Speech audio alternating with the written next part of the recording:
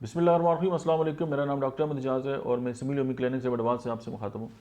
कुछ लोग ऐसे आते हैं कि जिनकी चेस्ट के अंदर जो है वो बहुत ज़्यादा पेन होता है और वो बड़े परेशान होते हैं और चुभनदार उनको दर्द होता है।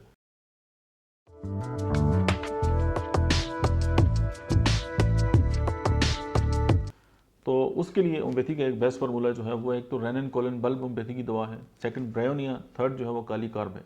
तो ये तीनों अद्वियात को जो है वो आप 30 पोटेंसी में मिलाएं और सुबह दोपहर शाम इवन 4 टाइम भी जो है इस्तेमाल कर सकते हैं, 2 घूंट पानी में इस्तेमाल करके। तो आप हैरान हो जाएंगे कि जो चेस्ट पेन है उसके लिए कितना बेस्ट काम करती है। लेकिन अब ऐसा नहीं है कि हार्ट का मसला है और आप उसको भी यही दवाई देना स्टार्ट कर दें, तो it's wrong approach. Simple disclaimer ये है कि ये जो नुस्खे हैं ये फॉर द बेटरमेंट ऑफ जो पब्लिक है उसके इंटरेस्ट में जो है वो हम आपको बता रहे हैं।